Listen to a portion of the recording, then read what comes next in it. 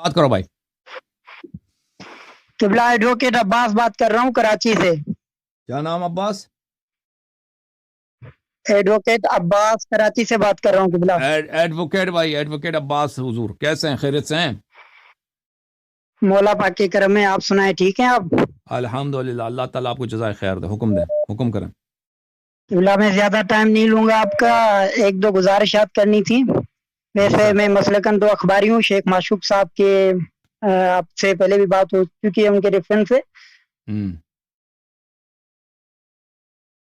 جی قبلہ گزارش یہ تھی کہ ہمارے پاکستان میں نا آج کل ایک ہاتھ موضوع چل رہا ہے، ہاتھ ڈبیٹ چل رہی ہے، جس پہ وہ ہے جناب قاسم کا عقد مبارک کا عقد. ابھی تو حال میں یہ صورتحال ہو گئی ہے کہ ایک ذاکر صاحب شہادت پڑھ رہے تھے تو جو بانی مجلس تھا اس نے اس کو بے عزت کر کے ممبر سے اتار لیا کہ بھائی نیچے اترو، تم غلط پڑھ رہے ہو. تو اب اس پر گزارش یہ تھی کہ قبلہ اس محرم میں جیسے عزاداری پر آپ پروگرام شروع کر رہے ہیں تو جناب قاسم کی شادی پر تھوڑی سی ڈیٹیل میں بات کریں، کیونکہ اس پلیٹ فارم سے جو آپ بات کریں گے اس کا زیادہ اثر ہوتا ہے بجائے کہ کوئی خطیب یا کوئی عام ذاکر بات کرے. جی سر، تھینک یو سر، اللہ آپ کو جزائے خیر دے. تو یہ جو ہے نا مصیبت حضرت قاسم علیہ السلام کا کہ ان کا عقد ہوا ہے کربلا میں، یہ کوئی ناممکن بات نہیں ہے، یہ مستحیل ہو. ٹھیک ہے نا. وہ مطہری صاحب ہیں، شیخ مرتضیٰ مطہری، ان کی کچھ تقریرات ہیں انقلاب سے پہلے تہران میں، ان کو تقریرات کو جمع کر کے ایک کتاب کی صورت دیا گیا ہے، ماں سے حسینی، اور وہ اس بات کو مذاق اڑاتے ہیں. وہ مرتضیٰ مطہری جو ہیں وہ شاگرد خاص تھے خمینی صاحب کے، اور یہ انقلاب میں وہ بہت جو ہے بہت سینئر لیڈر تھے اور بڑے فلسفی تھے ایران میں. تو ان کا فن کوئی مقاتل کا فن نہیں ہے کہ وہ مقاتل میں انہوں نے ریسرچ کیا. انہوں نے ایسے بیٹھے بیٹھے مذاق اڑا دیا. بھائی کیسے ہو سکتا ہے امام حسین علیہ السلام نے کربلا کے دن وہ مہندی مچائی ہو یا شادی ہو رہی یاد یہاں پہ بیان نکالتے ہیں. تو اس نے اس طرح سے طرح کیا ہے. ٹھیک ہے نا. اور کیونکہ وہ انقلاب میں بڑے سینئر تھے، انقلاب ایران میں بڑے سینئر لیڈر تھے، تو اور خمینی صاحب نے بھی اس کو جب قتل کیا گیا تھا اس کو مطہری کو مار دیا تھا. خمینی صاحب نے بیان دیا کہ اس کی سب کتابیں اچھی ہیں، اس کی سب کتابوں کو تم پڑھا کرو.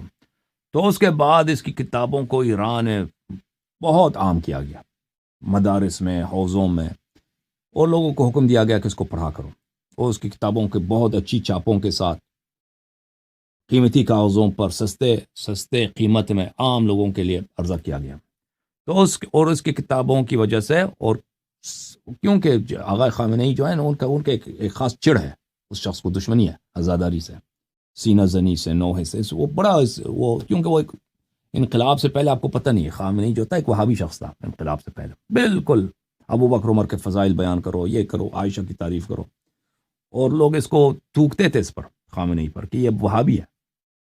جو ابھی جواد نقی ہے نا اسی طرح. تو اب طاقت اس کے ہاتھ میں آ گئے، اب وہ باتیں وہ نہیں کر سکتا جو انقلاب سے پہلے خامنئی کرتا تھا. اب تو وہ سیاست کی وجہ سے نہیں کر سکتا اس طرح کی باتیں، لیکن وہ چڑ جو ہے نا مولائی شیعوں سے، عزادار شیعوں سے، وہ تو اس کے سینے سے نہیں گیا.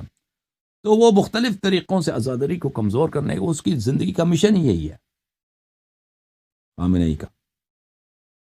تو ان طریق میں سے یہی ہے کہ بھائی آپ یہ حضرت قاسم علیہ السلام کی جو مہندی ہے یا شادی ہے روز عاشور، یہ جھوٹ ہے. اس کے جھوٹ ہونے کی کوئی دلیل نہیں ہے سوائے کس کے؟ مطہری کی باتیں. اور مطہری نے جس انداز سے اس کو طرح کیا ہے کہ بھئی یہ ہو ہی نہیں سکتا کہ وہ کربلا کے دن بھائی امام حسین علیہ السلام کہہ دے کہ میں یہاں پہ شادی کرنا چاہتا ہوں، او یہاں پہ بارات لے کے آؤ، یہاں پہ یہ کرو وہ کرو.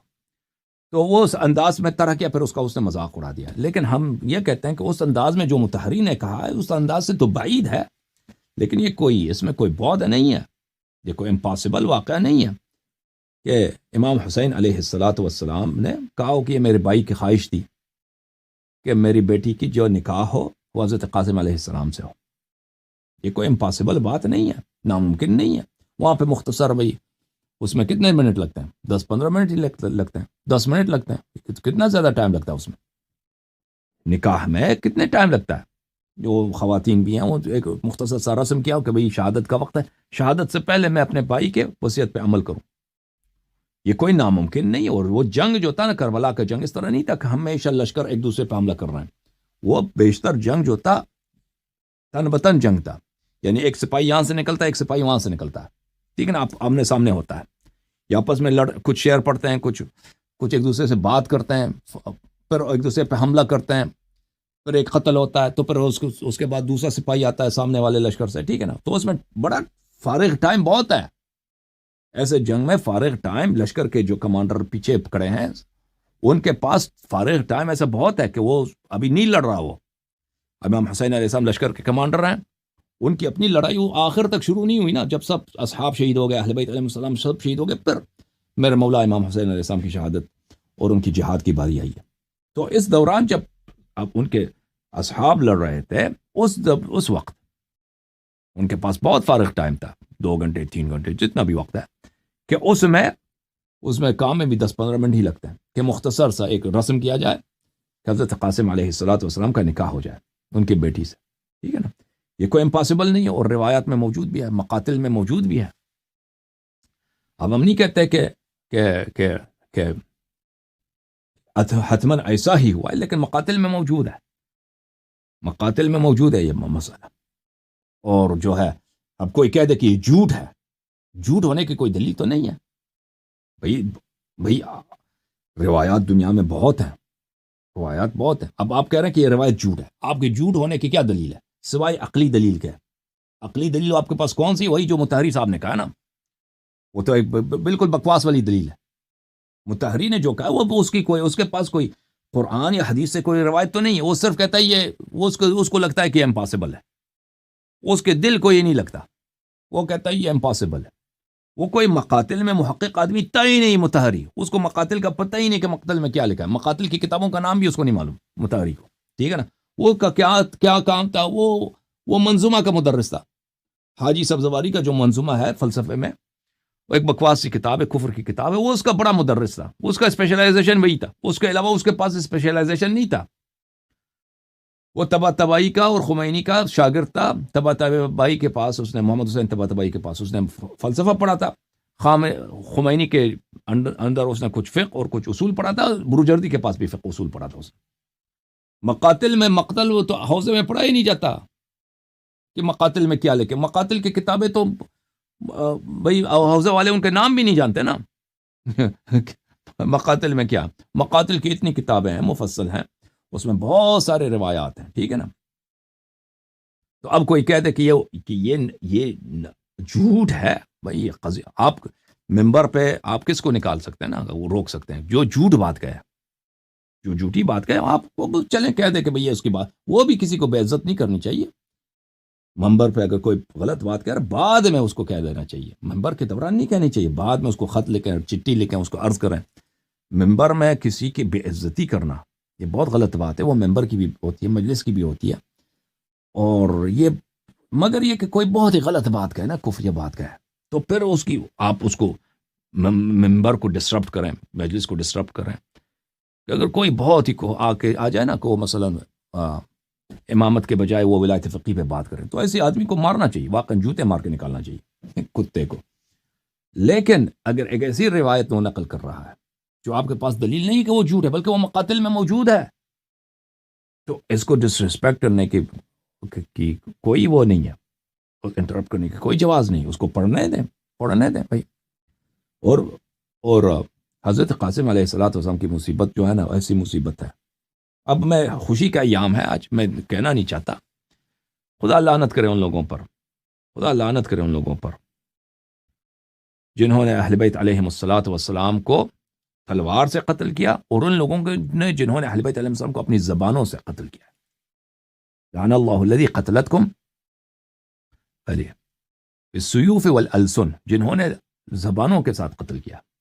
تو یہ جو اہل بیت علیہ السلام کی مظلومیت، البتہ اس کا مطلب یہ نہیں کہ آپ جو مصیبت ہے بناتے جائیں. ذاکرین تو مصیبت خود ان کی کیا ہوتی ہے، ان کی اپنے تخیلات ہوتے ہیں. اور یہ مجھے پتہ نہیں پاکستان کے جو ذاکرین ہیں کیسے مصائب گڑ لیتے ہیں. بھائی مصائب بہت ہیں، مقاتل میں موجود ہیں. مظلوم امام حسین علیہ السلام کے مصائب بہت ہیں. وہ سچی مصائب پڑھا کرو جو مقاتل میں موجود ہیں، جھوٹ نہ بنایا کرو. لیکن جو مقاتل میں موجود ہے اس کو اس کو جھٹلانا اگر دلیل ہے جھوٹ ہونے کی وہ تو الگ بات ہے نا، کہ حدیث ہے آپ کے پاس، قرآن کی آیت ہے کہ وہ آیت کے خلاف ہے، قرآن کے خلاف ہے، حدیث کے خلاف ہے، چلو وہ جھوٹی حدیث ہے، اس سے ہاتھ اٹھا لیتے ہیں. لیکن اگر موجود ہے تو آپ اس کو نہیں جھٹلا سکتے اگر مقتل میں موجود ہے. میں آپ کو ایک حدیث دکھاؤں،